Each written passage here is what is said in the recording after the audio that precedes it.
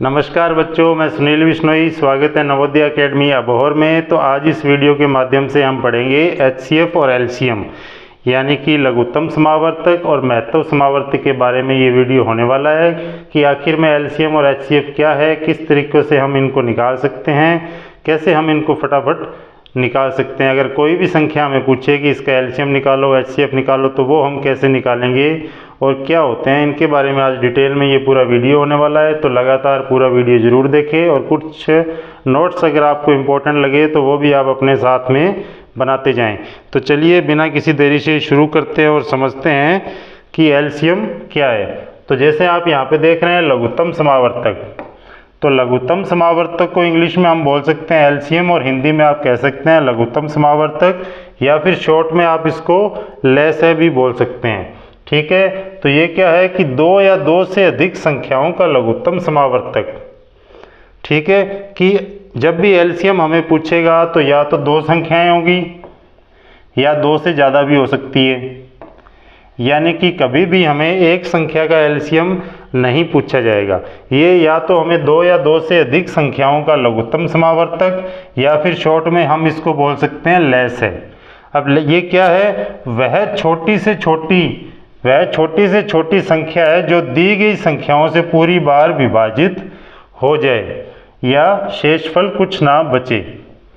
तो इसमें क्या है कि हमें जैसे एग्जाम्पल पे आप समझो कि जैसे एग्जाम्पल है 6, 8 और 12, ये तीन संख्याएं हमें दी हुई है, यानी कि दो से तो अधिक है, या तो दो है या दो से अधिक संख्याएं हैं, और इन तीनों संख्याओं का LCM पूछा है लघुत्तम समावर्तक। तो वो क्या है कि ऐसी छोटी से छोटी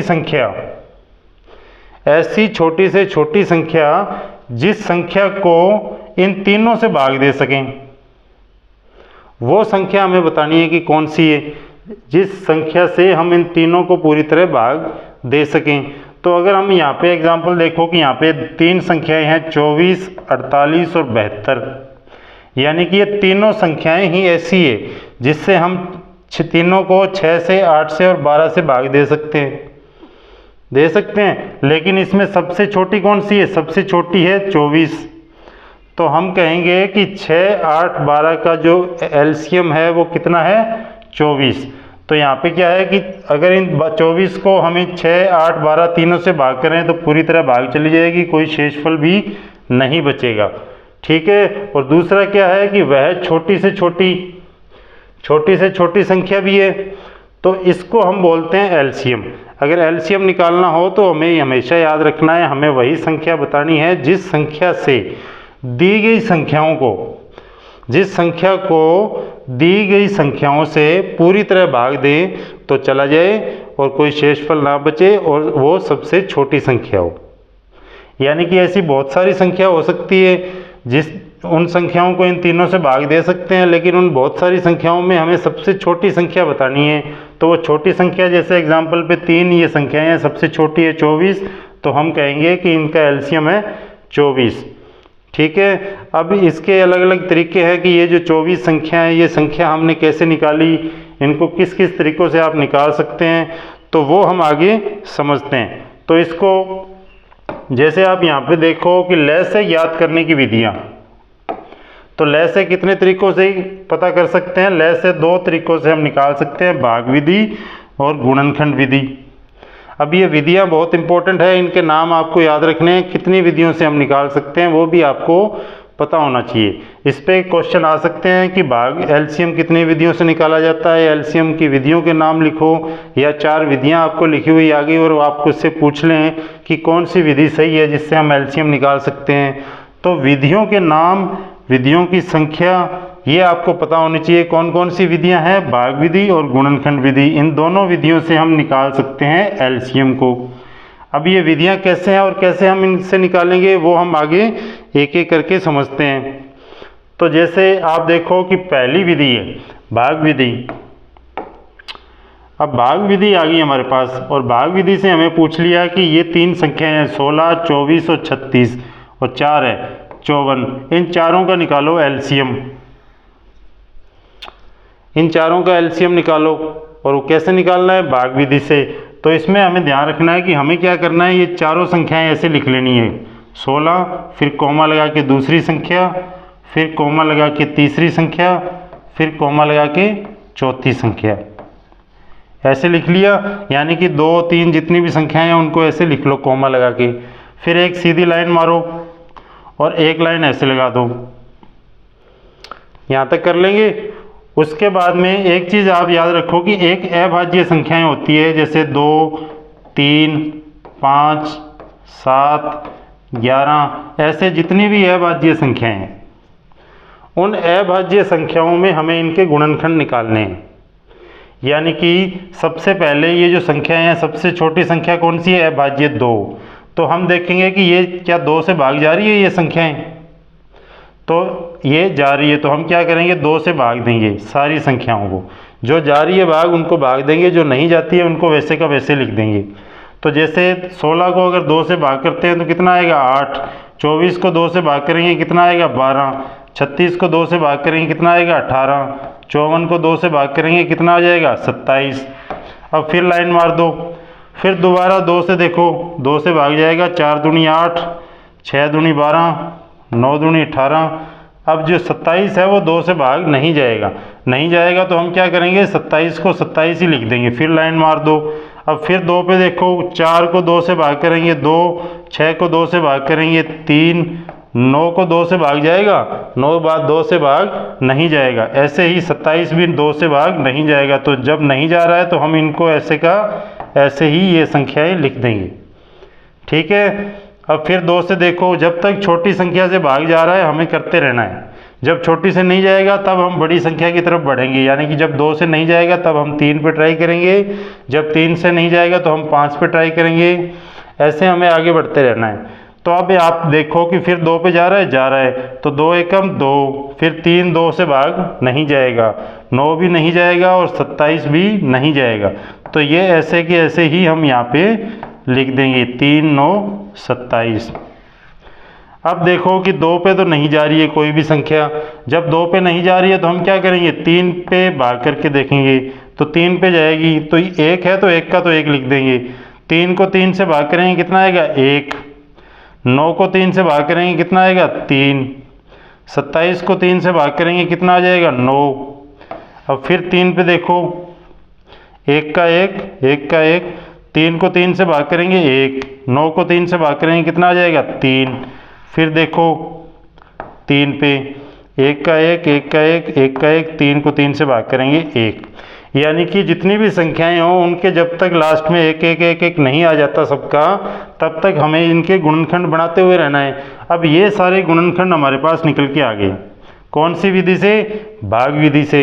अब इन गुणनखंड को जब हम आपस में गुणा करेंगे तो क्या क्या गुणनखंड है? 2 गुणा 2 गुणा 2 गुणा 2 गुणा 3 गुणा 3 गुणा 3।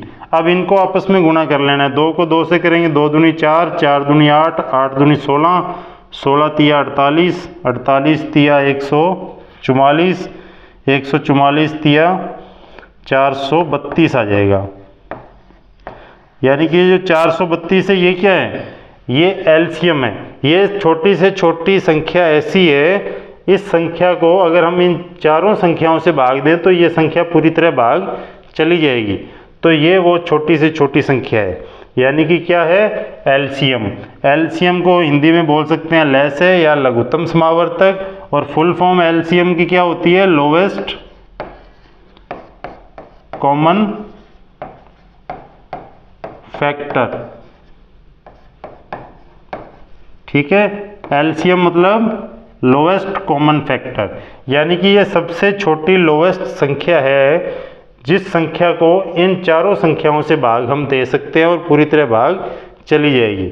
ठीक है। तो ये गुणनखंड विधि, भाग विधि आपको समझ में आया होगा कि हमें इस तरीके से संख्याएं लिख लेनी है कोमा लगा के, फिर ऐसे लाइन मार के हमें अभाज्य संख्याएं छोटी संख्याओं से हमें भाग कर करके देखना है। जैसे 2 3 5 7 11 13 19 इस तरीके की संख्याएं जितनी भी अभाज्य संख्याएं हैं। तो हमने 2 से भाग किया, पहले हम देखेंगे 2 पे जा रहा है तो 16 को 2 8, 24 को 2 12, 36 को 2 18, 54 को 2 27, ऐसे 2 2 पे करेंगे।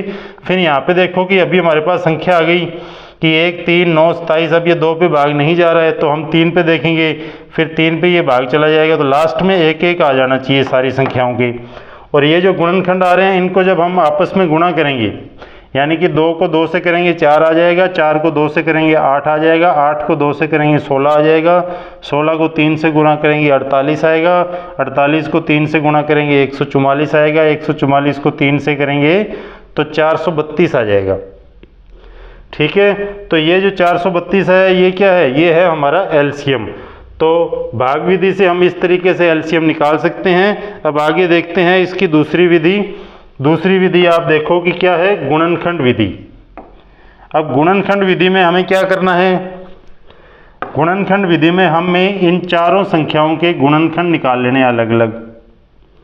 जैसे आप पहले 16 का निकालो, पहले तो हमने एक साथ निकाले सबके, अब चारों के अलग अलग निकाल लो। 16 के निकालेंगे तो कितना है, 2 पे जाएगा तो 8, 8 को 2 से भाग करेंगे 4, 4 को 2 से भाग करेंगे 2, 2 को 2 से करेंगे 1। फिर 24 का निकाल लो, 24 को 2 से भाग करेंगे 12, 12 को 2 से भाग करेंगे 6, 6 को 2 से भाग करेंगे 3, 3 को फिर 3 से करना पड़ेगा, आ गया। अब फिर तीसरी संख्या है 36, 36 का निकाल लो गुणनखंड, 2 से भाग करेंगे 18, फिर 2 से भाग करेंगे 9, फिर 2 से भाग नहीं जाएगा, फिर जाएगा 3 पे, तो 3 तिया 9, फिर 3 पे 3 एकम 3, फिर पीछे बच गया 54 का निकाल लो 54 का, फिर 2 पे 27, अब 2 पे नहीं जाएगा, अब जाएगा 3 पे 9, 3, फिर 3 पे 1। ठीक है, तो अभी आप इनके जो गुणनखंड निकल के आए हैं, ये गुणनखंड निकल के आए हैं सबके। इन गुणनखंड को क्या करेंगे, इन गुणनखंड को हम यहाँ पे लिख लेंगे, एक साइड में आप इनको लिख लो। जैसे पहले का है 16 बराबर तो है 2 गुणा 2 गुणा 2 गुणा 2। 24 के बराबर क्या है, 24 का आ रहा है 2 गुणा 2 गुणा 2 गुणा 3। फिर 36 का क्या आ रहा है, 2 गुणा 2 गुणा 3 गुणा 3। 54 का क्या आ रहा है, 2 गुणा 3 गुणा 3 गुणा 3। ये गुणनखंड निकल के आ गए। अब हम गुणनखंड विधि से पता कर रहे हैं एलसीएम। किन का पता कर रहे हैं, इन चार संख्याओं का। तो इन हम क्या करेंगे, चारों संख्याओं के अलग अलग निकाल लेंगे गुणनखंड। अब अलग अलग गुणनखंड निकाल लिए, उन गुणनखंड को इस तरीके से आप लिख लो। अभी हमें देखना है कि देखो इसमें 2 है, वो कितनी बार आ रहा है, इसमें 2 आ रहा है 4 बार, यानी कि 2 की पावर है 4। ठीक है, दूसरे में क्या है, 2 कितनी बार आ रहा है, 1, 2, 3, यानी कि 2 तो आ रहा है 3, 2 की पावर है 3 गुणा 3 कितनी बार आ रहा है, 1 बार, तो 3 की पावर 1। फिर तीसरे में देखो 2 कितनी बार आ रहा है, 2 तो आ रहा है 2 बार, 2 की पावर 2। फिर 3 आ रहा है 2 बार, 3 की पावर 2। चौथे में क्या आ रहा है, 2 तो आ रहा है 1 बार, और 3 कितनी बार आ रहा है, 3 बार। तो अभी आप देखो कि इनमें 2 सबसे ज़्यादा किस में आ रहा है, 2 सबसे ज़्यादा आ रहा है इसमें पहले में। कितनी बार आ रहा है, 4 बार। तो जो सबसे ज़्यादा आ रहा है, यानी कि 2 या 3 जो सबसे ज़्यादा किस में आ रहा है, सबसे ज़्यादा 16 में आ रहा है, तो हमें सबसे ज़्यादा वाला को लेना है। तो हम क्या करेंगे, 2 की पावर 4 है तो 2 को 4 बार गुना यहाँ पे लिख देंगे। जैसे आप यहाँ पे लिख लो 2 गुणा 2 गुणा 2 और गुणा 2, ये सबसे ज़्यादा वाला ले लिया। अब 2 तो जो सब में सबसे ज़्यादा है 2, वो हमने ले लिया। अब दूसरी संख्या इसमें कौन सी है, दूसरी संख्या है 3। तो इसमें देखते हैं, तो इसमें तो 3 1 बार है, इसमें 3 है 2 बार, और इसमें 3 है 3 बार। जो तो 3 बार है तो हम उसको 3 बार वाले को जो ज़्यादा है उसको यहाँ पे ले लेंगे। तो 3 बार यहाँ पे हम 3 गुणा 3 यहाँ पे लिख लेंगे। अब इनको गुणा कर लो आपस में, 2 दूनी 4, 4 दूनी 8, 8 दूनी 16, 16 तिया 48, 48 तिया 144, और 144 तिया 432। तो इनका एलसीएम कितना आ गया, 432। तो आप देखो कि वही संख्याएं हैं, अगर हम गुणनखंड विधि से निकालते हैं तो भी एलसीएम 432 आ रहा है, भाग विधि से निकालते हैं तो भी एलसीएम 432 ही आया है। ठीक है, तो दोनों विधियों में क्या है कि एक विधि में तो हमें अलग अलग गुणनखंड निकालने हैं जो गुणनखंड विधि है, और भाग विधि में हमें चारों संख्याओं को एक साथ लेके उनके गुणनखंड निकाल के उनको गुणा करके हल कर देना है। तो उम्मीद कर रहा हूँ आपको ये सारी चीज़ें समझ में आ रही होगी कि किस तरीके से हम एलसीएम निकाल रहे हैं। ऐसे ही हम आगे एचसीएफ समझते हैं, यानी कि महत्तम समावर्तक क्या होता है, उसको हम कैसे निकाल सकते हैं। बस आपको जो चीज़ें आपको बताई जा रही हैं उसके आप नोट्स बनाते जाएं और अच्छे से इनको समझ लें। बाकी इस पे हम नेक्स्ट वीडियो में इस पे काफ़ी सारे क्वेश्चन आंसर भी हल करेंगे ताकि आपको अच्छे से आपकी प्रैक्टिस हो जाए और आप अच्छे से फटाफट इनको हल कर सके। बस आज जो आपको चीज़ें समझाई जा रही है बहुत इंपॉर्टेंट है। एलसीएम एचसीएफ के अलावा आप अगर आपको ये चीज़ें नहीं आएगी तो आप दूसरे चैप्टर है उनको भी आप अच्छे से नहीं कर पाएंगे। तो ये बहुत इंपॉर्टेंट है, इनको आपको अच्छे से प्रैक्टिस करना ही है। ठीक है, तो ये हमने समझ लिया लेसे। अभी हम आगे देखते हैं महत्तम समावर्तक यानी कि एचसीएफ। एचसीएफ क्या है? दो या दो से अधिक संख्याओं का महत्तम समावर्तक या मैस है। महत्तम संख्या है जिसमें दी गई सभी पूर्णतया विभाजित हो जाए। तो यहाँ पे हमें क्या है दिया हुआ है कि तीन संख्याएं हैं 12, 18 और 24। अभी हमें बताना है कि इन तीनों संख्याओं को ऐसी कौन सी संख्या से भाग दें जो संख्या भी बड़ी हो और पूरी तरह भाग चली जाए। यानी कि 12, 18 और 24 को ऐसी कौन सी संख्या से भाग दें जिससे ये तीनों पूरी तरह भाग चली जाए। तो अगर हम देखें तो हम क्या है 12, 18, 24 को हम 2 से भी भाग दे सकते हैं तीनों को, और तीनों पूरी तरह भाग जाएगी। 2 के अलावा हम इन तीनों को 3 से भी भाग दे सकते हैं तो भी पूरी तरह भाग जाएगी। फिर हम तीनों को 6 से भी भाग दे सकते हैं, फिर भी ये तीनों पूरी तरह भाग चली जाएगी। लेकिन जो संख्याएं हमारे पास आ रही है, जिन संख्याओं से हम इन तीनों को भाग दे सकते हैं, उन संख्याओं में सबसे बड़ी संख्या जो होगी, जैसे 2, 3, 6 में सबसे बड़ी कौन सी है 6, तो ये क्या है इन तीन संख्याओं का मैस है यानी कि एचसीएफ। यानी कि ये बड़ी से बड़ी संख्या है जिससे हम इन तीनों को भाग दें तो पूरी तरह भाग चली जाएगी। ठीक है, 6 के अलावा और कोई भी बड़ी संख्या नहीं है जिससे इन तीनों को भाग दें और पूरी तरह भाग चली जाए। तो जो संख्याएं ऐसी आ रही है उनमें सबसे बड़ी संख्याओं को हमें बताना है कि ये इसका एलसीएम है। अब एलसीएम भी आप दो तरीक़ों से निकाल सकते हैं, जैसे हमने एचसीएफ यानी कि एचसीएफ एलसीएम हमने दो तरीक़ों से निकाला, वैसे ही मैस है यानी कि एचसीएफ भी आप दो तरीक़ों से निकाल सकते हैं। कौन कौन से तरीके हैं? भाग विधि और गुणनखंड विधि।